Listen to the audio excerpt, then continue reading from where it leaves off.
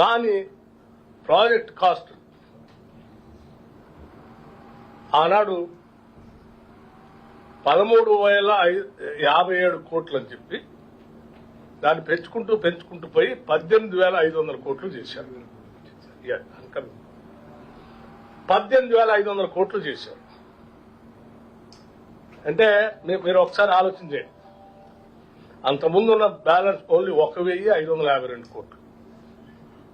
దీన్ని 18,500 కోట్లు పెంచి పోనీ ఏమన్నా ఆయకట్టు అదనంగా తీసుకున్నారంటే ఏం లేదు.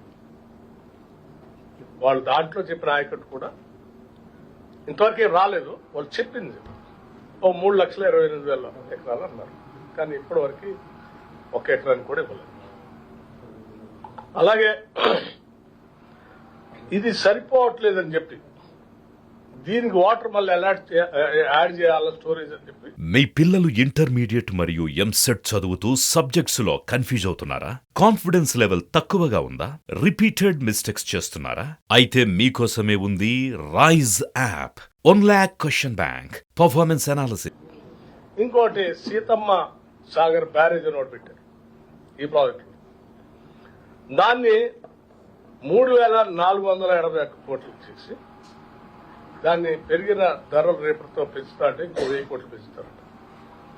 అంటే మొత్తం 4,481 కోట్లు. అంటే సీతారామ ప్రాజెక్టు పేరు మీద అప్పటికే ఇచ్చిన 18,500 కోట్లు, దానికి నీళ్లు అందించాలని చెప్పి మళ్లీ బ్యారేజ్ పేరు మీద మొదలుపెట్టింది ఇంకో 4,481 కోట్లు. అంటే మొత్తం 22,981 కోట్లుగా చేశారు. ఎక్కడి నుంచి? కేవలం 1,552 కోట్లతో పూర్తయ్యే ప్రాజెక్ట్ ని 22,981 కోట్లు పెంచారు. పెంచి ఇప్పటికే 7,000-8,000 కోట్లు ఖర్చు పెట్టారని చెప్తా ఉన్నారు. 8,000 కోట్లు ఖర్చు పెట్టినా గానీ 1 ఎకరానికి ఎక్కడా నీళ్లు ఇవ్వలేంతవరకు.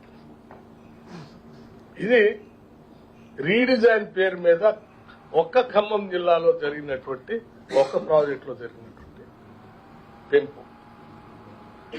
మరి ఇన్ని రెట్లు పెంచి ఈ ప్రాజెక్టుని ఈ రకంగా మళ్ళీ మేము అద్భుతాలు సృష్టిస్తున్నాము, రీడిజైన్ చేశాము, రాష్ట్ర ప్రజలు కాపాడుతున్నాం, అది చేసాం, ఇది చేసాం.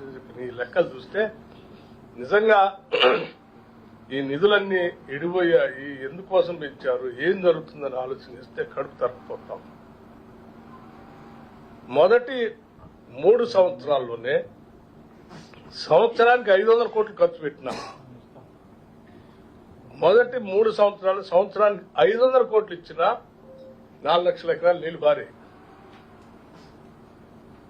ఇన్ని వేల కోట్లు 22,980 కోట్లు పెంచి 8,000 కోట్లు ఖర్చు పెట్టి 1 ఎకరానికి నీళ్లు లేకుండా దీన్ని అదనపు భారంగా చేసి ముందుకు పోవటం కోసం ఇంకా టన్నెల్ అని పెట్టి ఆ టన్నెల్ పరిస్థితి ఏంటో తెలియదు.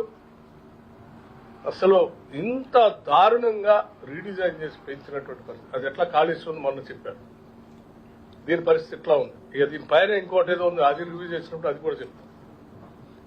ఇంత దోపిడీ నుంచి ఈ రాష్ట్రాన్ని కాపాడటానికి అందరి సహకారం, ప్రజలందరి సహకారం కూడా కావాలి. ఈ సొమ్మంతా ప్రజలు,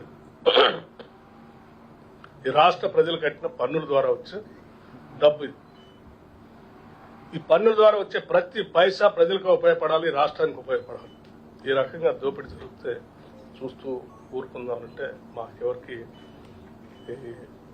ప్రజల కోసం తెచ్చిన తెలంగాణ రాష్ట్రంలో ఈ రకంగా దోపిడీ జరుగుతూ ఉంటే చూస్తూ ఊరుకోవటానికి కడుపు తరకపోతుంది. వాస్తవ విషయాలు మీ అందరూ చెప్పి ఏం చేయాలి అనే దానిపై కూడా లోతుగా ఇరిగేషన్ మంత్రి గారు ఆలోచన చేస్తూ ఉన్నారు. ఈ వాస్తవాలన్నీ మీకు చెప్తాను.